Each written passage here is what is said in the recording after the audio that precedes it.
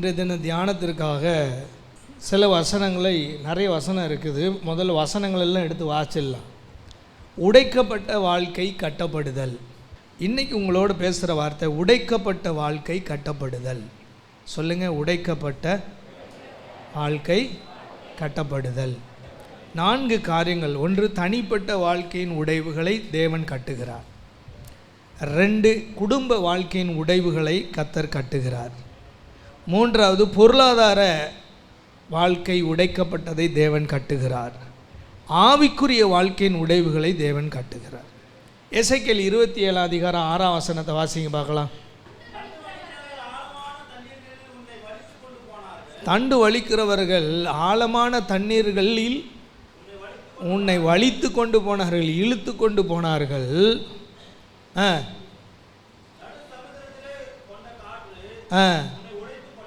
நடு சமுத்திரத்தில் கொண்டல் காற்று உன்னை உடைத்து போட்டது. கர்த்தருக்கு ஸ்தோத்திரம். நடு சமுத்திரத்துக்கு கொண்டு போய் நடு கடலில் கொண்டு போய் ஒரு பயலும் காப்பாற்ற முடியாத இழுத்துக்கிட்டு போய் உன்னை கொண்டு போய் அங்கே வச்சு உடைச்சான். கரையில் உடைச்சா கூட தப்பிச்சு ஓடியாந்துடலாம், நடுக்கடலில் உடைச்சா நான் என்ன பண்ணேன்? உடைக்கிறதுங்கிறது தப்பிக்கவே முடியாத, வெளியே வரவே முடியாத அளவுக்கு உடைக்கப்படுகிற காரியங்களை குறித்து தான் ஆண்டவர் இங்கே தீர்க்கதரிசின் மூலம் பேசுகிறார். உடைக்கப்படுற வாழ்க்கை. சொல்லுங்கள், உடைக்கப்படுகிற வாழ்க்கை. செத்தவனை போல, உடைக்கப்பட்டவனுடைய நிலைமை என்னென்னா செத்தவனை போல மாறிடுவான். சாவறதும் ஒன்று தான், இருக்கிறதும் ஒன்று தான், இல்லாமல் இருக்கிறது ஒன்று தான். அப்படி தான் உடைக்கிற ஒரு மனிதனுடைய வாழ்க்கையின் நிலைமை இருக்கும். யார் உடைக்கப்பட்டிருக்கானோ அவன் உள்ளுக்குள்ளே செத்துட்டான்னு அர்த்தம். எல்லாம் உடைச்சிட்டான், எல்லாம் போச்சு, எல்லாம் இழந்துட்டேன், அவ்வளோதான் இனி அப்படின்னு உள்ளே செத்துட்டான், முழுவதும் மறக்கப்பட்டான், எல்லாரும் என்னை மறந்துட்டாங்க. அப்போஸ்தலர் 27:41, சங்கீதம் 34:18 இதெல்லாம் எடுத்தீங்கன்னா அப்போஸ்தலர் 27:41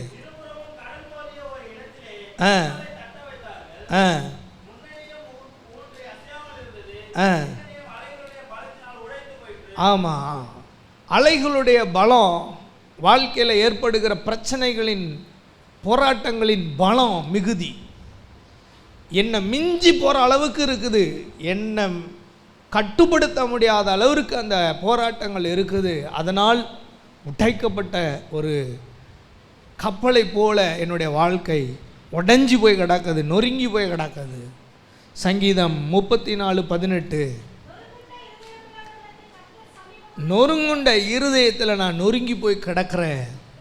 நொறுக்கப்பட்ட ஒரு இருதயமாக, ஆங்கிலத்தில் புரோக்கன் ஹார்ட்னு இருக்குது, அதாவது உடஞ்சி போச்சு. மற்றதெல்லாம் விட மனசு உடைஞ்சா ஒரு மனுஷனுடைய வாழ்க்கையில் நிறைய சேதம் உண்டாகும். மீதி எது உடையுதோ இல்லையோ மனசு உடையாமல் பார்த்துக்கிடணும். மனசு உடைஞ்சதுன்னா எதுலேயும் அவங்களுக்கு நாட்டம் இருக்காது, எதுலேயும் விருப்பம் இருக்காது, எதையுமே அவங்களுக்கு செய்ய பிடிக்காது. மனசு உடைஞ்சி போச்சு சார், இனிமேல் என்ன சார் இருக்குதும்பாங்க. 147ஆம் சங்கீதம் 3ஆம் வசனத்தை வாசித்தால் 140 இருதயம் நொறுங்குண்டவர்களை குணமாக்குகிறார், அவர்கள் காயங்கள் உடைக்கப்பட்டது. அப்படின்னா ஒரு மனுஷனுடைய வாழ்க்கையில் ஏற்படுகிற ஏராளமான காயங்கள், மனிதர்களால் வரும் காயங்கள், நம்மளாலேயே நாம் ஏன்டா இப்படி பண்ணோம், ஏன் இப்படி செஞ்சோங்கிறதே நமக்கு ஒரு பெரிய வேதனையாக இருக்கிற காயங்கள். சிலர் நமக்கு செய்கிற விஷயங்கள், நம்மளை காயப்படுத்துகிற காரியங்கள், நம்முடைய இருதயத்தை வேதனைப்படுத்துகிற காரியங்கள் நம்மை உடைச்சி போடும். எப்போ பார்த்தாலும் என்றைக்குமே அந்த காயங்களை மக்கள் ஏற்படுத்தி கொண்டே இருக்கிறார்கள். கட்டமாட்டார்கள் காயங்களை, ஆனால் காயங்களை ஏற்படுத்துவார்கள். ஏற்படுத்தப்பட்ட காயங்களை இன்னும் ஆழமாய் அவர்கள் சேதப்படுத்தி கொண்டே இருப்பார்கள். இதுதான் அந்த உடைக்கப்பட்ட மனிதனுடைய நிலைமை. ஏசாயா 61:1 நீங்கள் வாசித்தீர்களானால் அங்கே அழகாக என்மேல் இருக்கிறார், அறிவிக்க பண்ணினார், இருதயம் நொறுங்குண்டவர்களுக்கு காயங்கட்டுதலையும். ஆமாம், அந்த உடைக்கப்பட்ட இருதயம் நொறுங்கி போய் உடைஞ்சி போய் கிடக்கிறவங்க முதல்ல காயப்பட்டிருப்பாங்க, ரொம்ப காயங்கள் அவங்க இருதயத்தில் இருக்கும், வெளியில் தெரியாது. உள் ரணங்கள் வெளியில் எவருக்கும் தெரியாது. வெளியில் பார்க்காத சிரிப்பாங்க, ஆனால் உள்ளுக்குள்ளவர்கள் நிறைய காயங்களை சுமந்துக்கிட்டு இருப்பாங்க.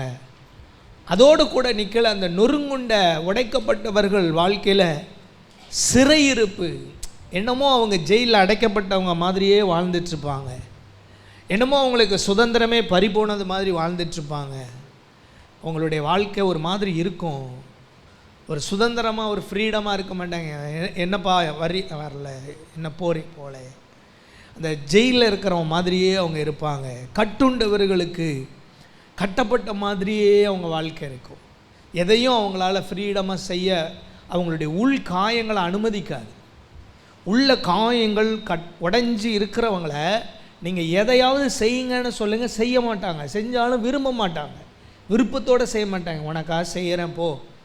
அவங்கள ஒரு மனைவி உடைஞ்சிருக்கிறா அப்படின்னா, பீச்சுக்கு வா போகலாம், வாரேன்.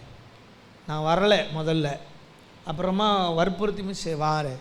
அப்படியே வந்தாலும் அந்த ஆட்களை பார்த்திங்கன்னா அங்கே அவ்வளோ ரசனையான விஷயங்கள் இருந்தாலும் இப்படி சோகமாக இருப்பாங்க. அவங்கள ஒன்றும் பண்ண முடியாது, ஏன்னா உள்ள அவங்க காயங்களை சுமக்கிறாங்க, நொறுங்கி இருக்காங்க. அவங்களால எதையும் சந்தோஷமாக அனுபவிக்கவே முடியாது. அதே ஒரு ஆள் எந்த உடையும் இல்லை, அதே ஆளை பீச்சுக்கு கூப்பிட்டு போங்க, அங்கே இருக்கிற கொஞ்சம் மண்ணு கூட அவங்களுக்கு பெரிய சந்தோஷமாக இருக்கும். ஆனால் உள்ள நொறுங்கி காயப்பட்டு சிறைப்பட்ட கட்டப்பட்ட ஒரு நிலைமையில் இருக்கிற மக்கள், அவர்களுக்கு சந்தோஷம் இருக்காது.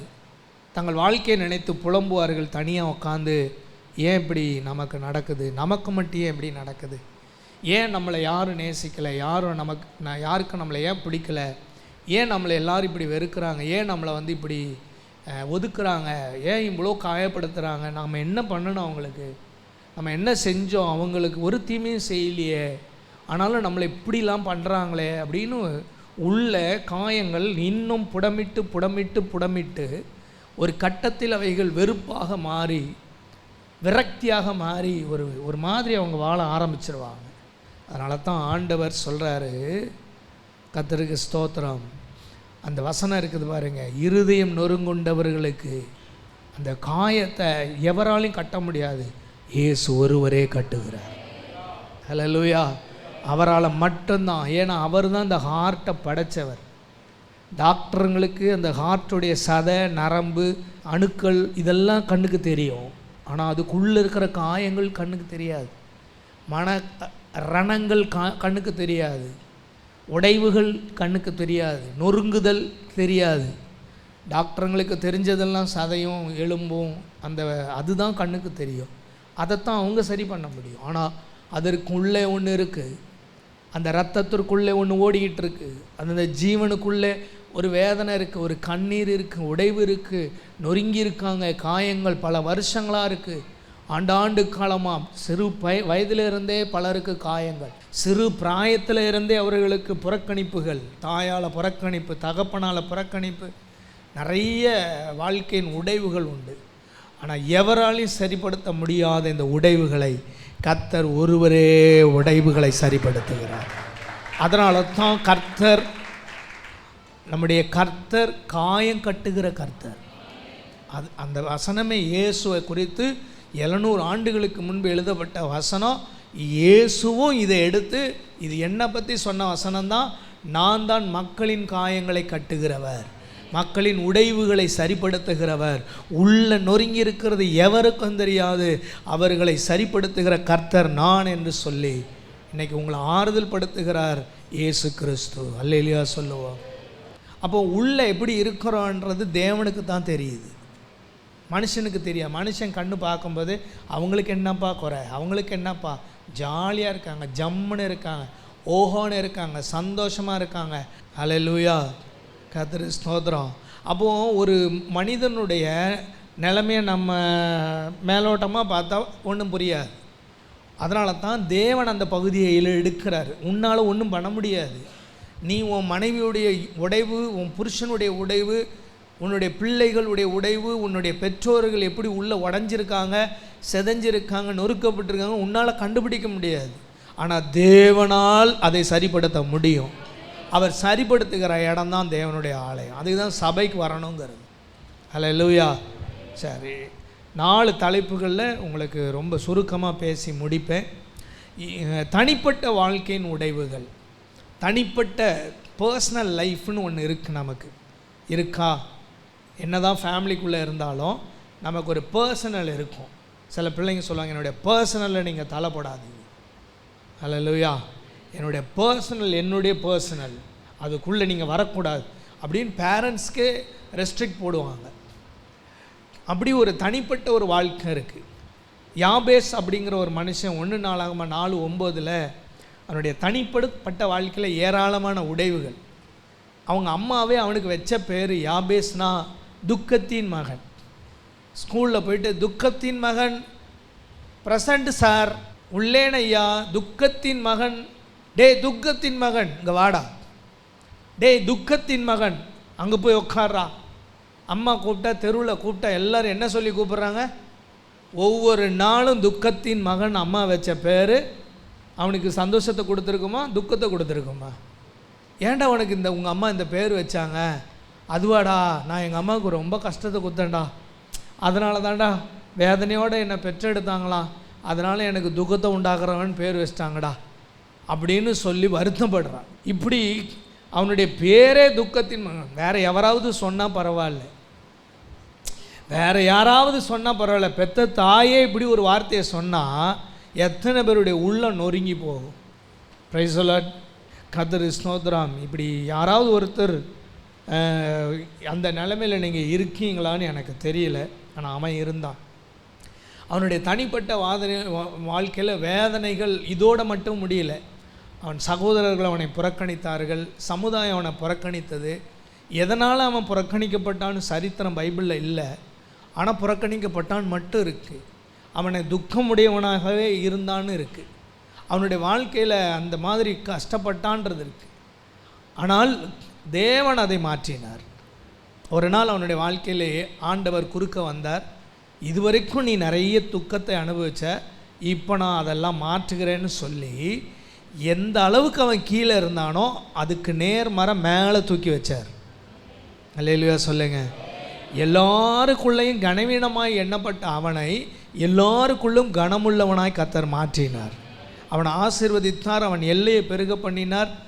தீங்கு அவனை மேலே வராதபடிக்கு அவ்வளோ நாள் தீங்கு அவனை ஆசீர்வதித்தார். 1 சாமுவேல் 1:6 தனிப்பட்ட வாழ்க்கையை குறித்து பேசுகிறேன். அன்னாள்னு ஒரு பெண் இருந்தாள். ஆனால் உங்களுக்கு தெரியும், கொஞ்சம் பேருக்கு தெரியும், கொஞ்சம் பேருக்கு தெரியாது. 1 சாமுவேல் 1:6 வாசிக்க வேண்டாம், எழுதி வச்சுங்க. அவள் தனிப்பட்ட வாழ்க்கையில் கடுமையாக உடைக்கப்பட்டிருந்தாள். கணவர் இருந்தார், உறவுகள் இருந்தது, குடும்பம் இருந்தது. அவளுக்கு ஒரு நல்ல கோத்திரத்தில் அவள் வந்தவள். அவன் பார்த்திங்கன்னா ஆரோனுடைய அந்த அந்த அந்த லேவி கோத்திரத்தை, ஆரோனுடைய பிள்ளைன்னு சொல்ல முடியாது, ஆனால் அந்த லேவி கோத்திரத்தை சேர்ந்த ஒருவரோடு திருமணம் பண்ணப்பட்டிருந்தாள். கர்த்தருக்கு ஸ்தோத்திரம். ஒரு பெஸ்ட்டான ஒரு ஃபேமிலி பேக்ரவுண்ட் அவளுக்கு இருந்தது. ஆண்டவருடைய சமூகத்தில் நின்று ஊழியம் செய்கிற அந்த ஆரோனின் அந்த ஊழிய சந்ததியில் ஒரு ஆளை திருமணம் பண்ணியிருந்தான். அவ கல்யாணம் பண்ணின கணவர் பெஸ்ட்டான ஆள், ஒரு நல்ல மனுஷன். அதாவது பெஸ்ட்டான ஆள்னால் அவருக்கு ஏன் 2 மனைவின்னு நீங்கள் கேட்கக்கூடாது. அந்த காலத்தில் அப்படிலாம் இருந்திருக்காங்க. குழந்தை இல்லைன்னா இன்னொரு மனைவியை கல்யாணம் பண்ணி பிள்ளை பெற்றெடுக்கணும். சந்ததிக்கு வேறு வழியே கிடையாது அப்போல்லாம். இப்போவும் உண்டு. அதனால் இப்போ அப்படி குழந்தைய பெற்றா தான் நம்ம வாழ்வோம், நமக்கு எதிர்காலம் இருக்குது அப்படிங்கிற நிலைமையில இப்போ இல்லை. நிறைய பேர் பிள்ளைகள் இல்லாமல் வாழ்கிறாங்க. அது அவங்களுக்கு சமுதாயமும் பெருசாக சொல்லலை. ஒரு காலத்தில் அதெல்லாம் குற்றமாகவே கருதப்பட்டது, சாபமாக கருதப்பட்டது. இவங்க காலத்தில் ரொம்ப இருந்தது. அவளுக்கு எல்லாம் இருந்தது, ஆனால் கூடவே அவளுடைய வாழ்க்கையில் ஒன்று இல்லாத, பிள்ளை இல்லாததுனால நிந்தை, அவமானம், வருத்தம், வேதனை, சந்தோஷமான காரியங்களை எதுவுமே ஈடுபட முடியாது, நொறுங்கி போய் கிடந்தா. ஒவ்வொரு நாளும் ஒவ்வொரு வருஷமும் அவளுடைய வாழ்க்கையில் ஏண்டா இது வருது அப்படின்னு நினைக்கிற மாதிரி இருந்தது. அப்படி வாழ்ந்த அவளுடைய வாழ்க்கை கசப்பான வாழ்க்கை. தூசியில் கிடக்கிற, புழுதியில் கிடக்கிற ஒரு வாழ்க்கை. நீங்கள் யாராவது புழுதியில் கிடந்திருக்கீங்களா?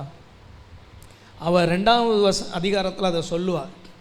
புழுதியில் கிடக்கிறவர்களை, எளியவர்களை, குப்பையில் கிடக்கிறவர்களை, அவள் வேறு எவரையும் சொல்லலை, தன்னை பற்றி தான் சொல்கிறா. அப்படி கிடந்த அவளுடைய வாழ்க்கை. அப்போ பாருங்கள், வெளியில் பார்க்குறதுக்கு கணவர் இருக்கார், அன்பான கணவர் இருக்கார். அதுவும் சும்மா வம்பு பிடிச்ச கணவர் கிடையாது, ரொம்ப அன்பான கணவர், பாசம் நிறைந்த கணவர். இவ்வளவும் இருந்தும் அந்த ஆள், அந்த அம்மாவுக்கு குப்பையில் இருக்கிற மாதிரியே ஒரு ஃபீல். காரணம் உடைக்கப்பட்டிருந்தால் தேவன் அவளுடைய வாழ்க்கையில் குறுக்க வந்தார். ஒரு கட்டத்தில் வரைக்கும் தேவன் பொறுமையாக தான் இருப்பார். பக்கத்தில் எங்கே பார்த்து சொல்லுங்கள், ஒரு கட்டம் வரைக்கும் தேவன் பொறுமையாக தான் இருப்பார். சொன்னீங்களா? உங்களை பக்கத்தில் பார்த்து நான் சொன்னதை சொல்லுங்கள் பார்க்கலாம் இன்னொரு தடவை. அவங்கள பார்த்து சொல்லுங்கள். ஆமாம், இந்த பக்கம் லெஃப்ட்டில் ஒருத்தரை பார்த்து சொல்லுங்கள், ரைட்டில் ஒருத்தரை பார்த்து சொல்லுங்கள். லெஃப்ட்டில் சொன்னீங்களா, ரைட்டில் சொன்னீங்களா? அவங்க பாவம் நீங்கள் சொல்லும்போது உற்சாகம் அடைவாங்க. அல்லேலூயா. எனக்கு இவ்வளோ பெரிய கூட்டத்தை ஆண்டவர் கொடுத்துருக்கிறாரேன்னு சந்தோஷப்படுவாங்க. ஆமென். யாருமே இல்லைன்னு நீங்கள் ஃபீல் பண்ணக்கூடாது. ஆண்டவர் ஒரு கட்டம் வரைக்கும் பொறுமையாக இருப்பார். ஒன்றும் செய்யாத ஒரு மாதிரி கையை கட்டிட்டு நிற்பார். நம்மளே வருத்தப்படுவோம், என்ன ஆண்டவரே நீர் இருக்கிறீரா இல்லையா, செய்வீரா செய்ய மாட்டீரா. ஆனால் ஆண்டவர் சொல்லுவார், கரெக்டான டைம் வரும்போது உள்ளே வந்துடுவார். சொல்லுங்கள், சரியான நேரத்தில் வந்துடுவார். தவறி கூட வர மாட்டார். அதாவது இந்தியன் ரயில்வே கூட லேட்டாக வரும், ஆனால் கர்த்தர் லேட்டாக வரவே மாட்டார். நல்லா தான் கையை தட்டுங்களேன். கர்த்தர், ஆமாம், கர்த்தர் லேட்டாக வரவே மாட்டார். அவர் டைமிங்கில் கரெக்டாக வந்து நின்று அற்புதம் செஞ்சு எல்லாத்தையும் மாற்றி விட்டு போயிடுவார். அதுக்கப்புறம் ஒரே ஆனந்தம்தான். குடும்ப வாழ்க்கை.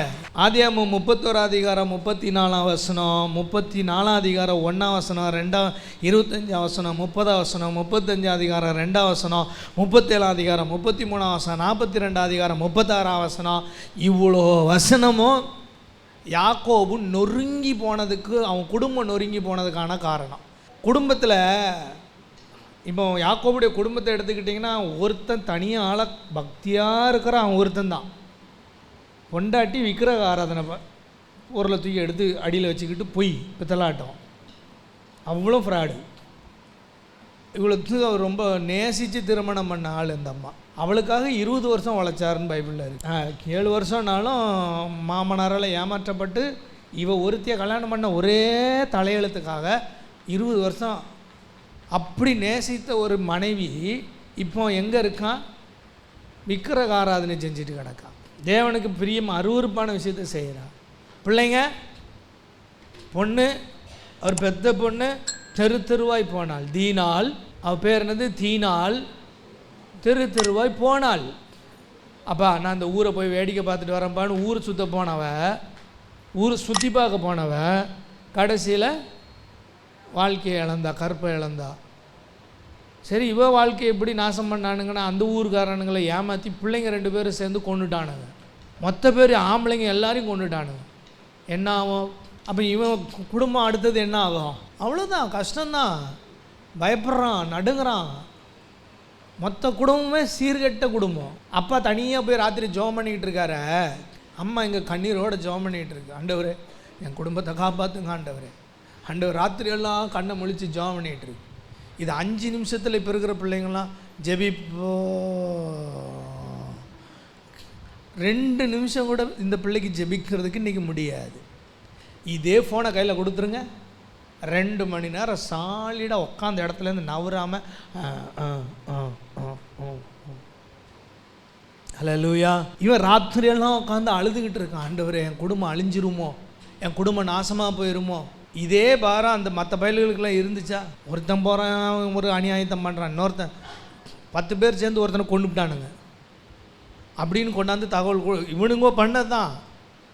அவன் செத்து போயிட்டான்ப்பா, வழியில் எங்கேயோ கடந்ததுப்பா, பொய் பித்தலாட்டான். மொத்த பொய்யினுடைய உருவமும் அங்கே தான் இருக்குது. இந்த மாதிரி ஒரு குடும்பம் சீரழியாதான்? சீரழியுது.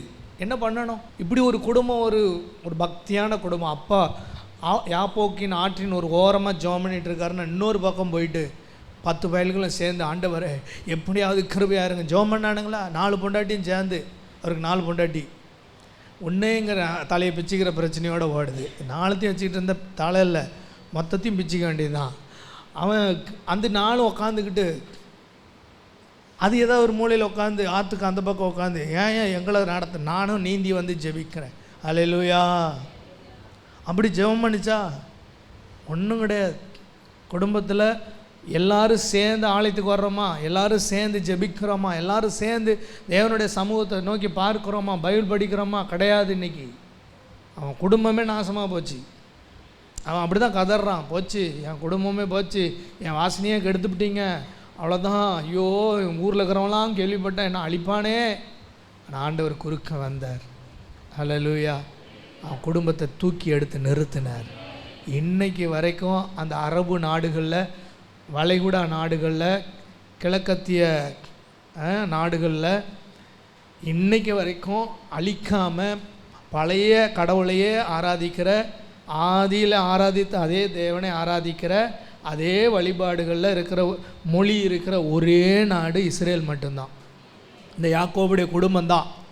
அல்லேலூயா சொல்லாமல் கை வைத்து சொல்லுங்கள் அல்லேலூயா. இது எல்லா நாட்டுடைய கடவுள் வழிபாடும் போச்சு, நாட்டுடைய பழைய அடையாளமும் போச்சு, மொழியும் போச்சு.